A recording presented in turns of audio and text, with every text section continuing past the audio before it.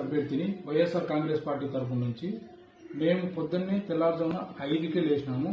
5కి లేచిన తర్వాత నా ఇంటి చుట్టుకారం 120 మంది మనుషులు ఉన్నారు.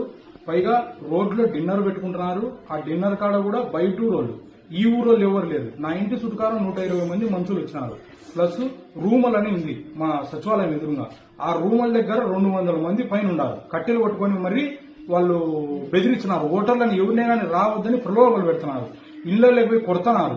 మా జనరల్ ఏజెంట్ గా పొద్దున ఇంటికి వచ్చా అంటే నా ఇంటికాడికి వచ్చి బండ్లలో ఎంపలాడి కట్టెలతో కొడుతున్నారు. ఎట్లా అంటే అట్లా మాట్లాడుతున్నారు. ఆడోళ్ళు కానీ మూగోళ్ళు కానీ ఎట్లా పోతారు ఏజెంట్లుగా దీనికి? ఈ ఎలక్షన్లు జరిగేదానికే లేదంటే ఏం చేయాలని మీకు నాకు అర్థం కావడంలే. కానీ పర్మిషన్ ఎట్లా ఇచ్చినారు నాకు అర్థం కాదు. మా ఊర్లో పోలింగ్ బూత్ దగ్గర డిన్నర్ చేసుకోనికి పర్మిషన్ ఏ విధంగా ఇచ్చినారు?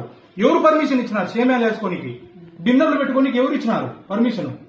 మీ అంటే ఎలక్షన్ కమిషన్ ఉందా లేదంటే నిర్వీర్యం అయిపోయిందా లేదంటే వన్ సైడ్ చేయాలని ఫిక్స్ అయిపోయినారా మీరేమన్నా?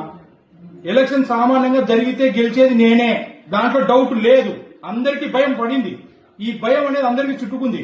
ఇప్పుడు నా పోలింగ్ బూత్ దగ్గర 100 నుంచి 120 మంది మంత్రులు ఉన్నారు. అందరినీ ఎవరు పోయినా కానీ రోడ్లు ఎవరు పోయినా కానీ వాళ్ళని బెదిరించినారు. ఎవడన్నా వచ్చే కాళ్ళు ఎరగొడతాం, కట్టెలు పెట్టుకుని తిప్పుకొని మరీ చేస్తున్నారు.